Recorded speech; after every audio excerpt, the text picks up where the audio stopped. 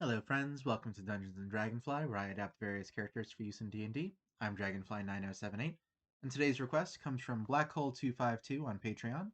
So here's Kyoko Kirigiri. Thinking about our goals for this build, our top priority is to be really good at investigating and finding clues, since we're the ultimate detective. We aren't the main character though, so our other goal is to aid Makoto during the class trials, since for some reason it's more important to lead him to the solution than to actually tell everyone the right answer. For ability scores, I'll be using the standard point array. Dexterity is our only multiclassing minimum if you're rolling at home. Intelligence is number 1, so we can investigate and put clues together. But while investigation is intelligence, perception is wisdom, so that'll be 14. Dexterity is next for picking locks and to satisfy our multiclass requirement. Then we'll make Constitution 12. There are lots of poisons floating around Danganronpa, and she did survive the fall into the incinerator, so she is pretty tough. Charisma is only 10. Kyoko is not the most personable character, and she tends to keep herself closed off. Then we'll dump Strength. Kyoko is athletic, but she's high school athletic, and not even ultimate high school, just like normal high school. Kyoko is a human, but we're going to go variant human to get our ultimate talent. We'll put our 2 free points into Dexterity and Wisdom. We'll take Proficiency in Investigation, and for our ultimate talent, the Observant feat will round off our Intelligence to 16, give us +5 to our passive Perception and Investigation, and let us read lips. Then we'll take the Investigator background for proficiency with Insight, Perception, Disguise Kits, and Thieves tools, as well as Official Inquiry, the ability to gain access to places and individuals related to crimes that we're investigating. We'll start off as a rogue for 4 skills from the rogue list. My picks are Athletics, Deception, Intimidation, and Stealth, along with Thieves' Cant. We also get 2 expertises, I would say Investigation and Perception. Sneak Attack adds extra damage to our finesse and ranged weapon attacks if we have advantage on the attack or an ally within 5 feet. Perhaps it can work with the metaphorical truth bullets and truth blades that Danganronpa employs as evidence. At second level, Cunning Action lets us dash, disengage, or hide as a bonus action. And at third level, our sneak attack damage goes up to 2d6, and we become an Inquisitive. Our Eye for Detail lets us make investigation and perception checks as a bonus action to find clues or hidden creatures or objects. And our Ear for Deceit means that we can't roll lower than an 8 on checks to tell if a creature is lying. Insightful Fighting helps out our sneak attack. As a bonus action, we can make an insight check against a humanoid's deception. If we succeed, we can use our sneak attack on them even if we don't have advantage, though not if we have disadvantage, to pick out those particularly tricky contradictions. We'll take the Alert feat at 4th level, adding 5 to our initiative rolls, making it so we can't be surprised while we're conscious, and stopping other creatures from getting advantage on attacks against us just because we can't see them. Now, since Kyoko is not the main character, we'll fill out the rest of this build with the Expert Sidekick class. Sidekick classes don't have multi-classing minimums as far as I've seen, so I tend to use either Dexterity or Charisma for experts since they're like a rogue or a bard. Experts get proficiency in any 5 skills. My picks are History, Medicine, Nature, Persuasion, and Arcana. We also get proficiency with Charisma saves and 2 tools, like Forger's Tools and Alchemist Supplies. Now, normally you wouldn't get all that from multiclassing, but with Sidekicks, it's actually all under the Bonus Proficiencies class feature, not under Starting Proficiencies, so it should work. Experts are also helpful, letting us take the Help action as a bonus action.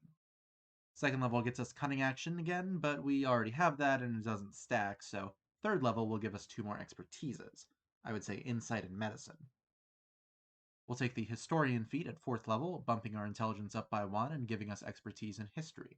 We can also make a DC 15 history check whenever we use the Help action to help on an ability check. On a success, we add our proficiency bonus to that ability check, as well as giving an advantage. Think of it as reviewing the facts of the case and getting them all in order for Makoto to put the pieces together. Now, experts don't get anything at 5th level, but at 6th level we get Coordinated Strike. When we help to attack a creature, that creature can be up to 30 feet away from us. Additionally, the next time we hit the creature with an attack in the same turn, we deal an extra 2d6 damage. 7th level experts get Evasion. When we make a dexterity save, we take no damage on a success and half damage on a fail, rather than half on a success and full damage on a fail. Should help us avoid any explosives our classmates decide to use. I think we're about done with feats for this build, so we'll use this ability score improvement to round off our intelligence and wisdom to 18 and 16 respectively. We get nothing again at 9th level, but at 10th level we can cap off our intelligence for the ultimate investigating that we're known for. 11th level experts get inspiring help. When we help another creature, they can add a d6 to their roll on top of getting advantage.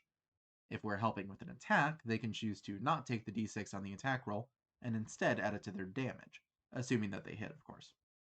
We'll bump Wisdom to 18 with our next ability score improvement, skip past 13th level because, again, we don't get anything, and move on to 14th level for Reliable Talent.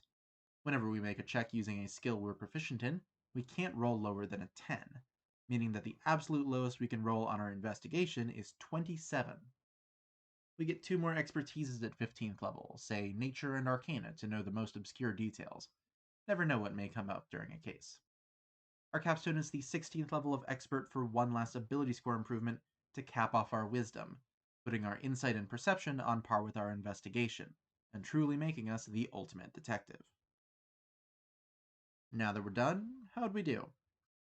Well, the lowest we can roll on any Perception, Investigation, Insight, Nature, Medicine, Arcana, or History checks we make is 27. Weirdly, we can actually be worse at finding clues while we're actively looking for them, since our Observant feat makes our passive Perception and Investigation 32. I guess we can just call that stepping back to see the whole crime scene, see if we're missing the forest for the trees. We're also helpful, able to help as a bonus action and give any ability checks we help with an additional 1d6 plus 6 bonus thanks to our Inspiring Help and Historian, so Makoto can take center stage while we do our own thing in the background.